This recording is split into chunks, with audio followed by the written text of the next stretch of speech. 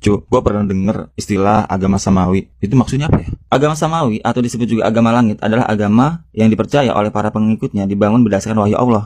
Beberapa pendapat menyimpulkan bahwa suatu agama disebut agama samawi jika mempunyai definisi Tuhan yang jelas, mempunyai penyampaian risalah nabi atau rasul, mempunyai kumpulan wahyu dari Tuhan yang diwujudkan dalam kitab suci. Nah, pengelompokan agama samawi ini terdiri dari agama Yahudi, Kristen, dan Islam. Sebenarnya ada lagi sih istilah agama Ardi. Apa itu agama Ardi? Penggolongan agama Ardi adalah yang berkembang berdasarkan budaya daerah, pemikiran seseorang yang diterima secara global dan bukan berdasarkan wahyu. Agama ini tidak punya rasul layaknya agama samawi. Di Indonesia, sedikitnya ada dua agama Ardi yang dikenal masyarakat. Pertama, Hindu dengan kitab sucinya Weda, dan kedua, Buddha dengan kitab sucinya Tripitaka. Oh gitu, berarti agama samawi itu Yahudi, Kristen, dan Islam. Apakah nama-nama agama itu dari Allah langsung yang menamainya? Sebenarnya, asal-muasal nama agama Yahudi, Kristen, atau Islam itu dari mana? Pernahkah Allah menamai agama yang diajarkan oleh Nabi Musa dengan sebutan Yahudi, atau agama Nabi Isa dengan sebutan Kristen, atau ajaran Nabi Muhammad dengan sebutan Islam? Apakah Allah sendiri yang memberi nama itu?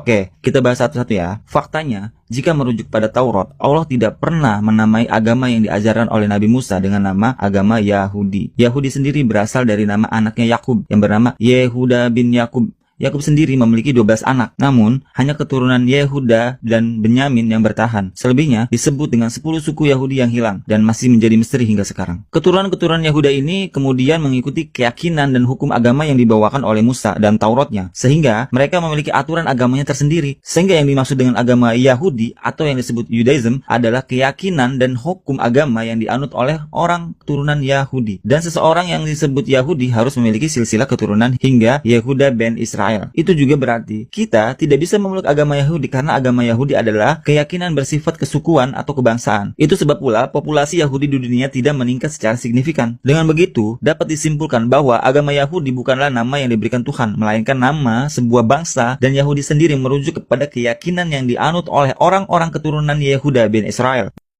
Di daerah Arab, Kristen disebut Masihiyah atau Misihaya dalam bahasa Syriak atau Kristen dalam bahasa Belanda yang berarti pengikut Al-Masih atau Kristus yakni Nabi Isa atau Yesus. Artinya, penyebutan Kristen merujuk pada sebuah golongan sebuah pengikut, dalam hal ini Nabi Isa atau Yesus. Itu sama saja seperti penyebutan Muhammadiyah yang artinya pengikut Nabi Muhammad. Begitu pula Masihiyah artinya pengikut Nabi Isa Al-Masih yang dalam bahasa Belanda disebut Kristen. Sebutan lain juga muncul dengan istilah Nasrani yang merujuk pada Nezaren, tempat Nabi Isa berdakwah. Orang-orang Nasrani berarti orang pengikut Nabi Isa dari Nezaren. Walaupun istilah ini menjadi kontroversi dari kalangan Kristen sendiri.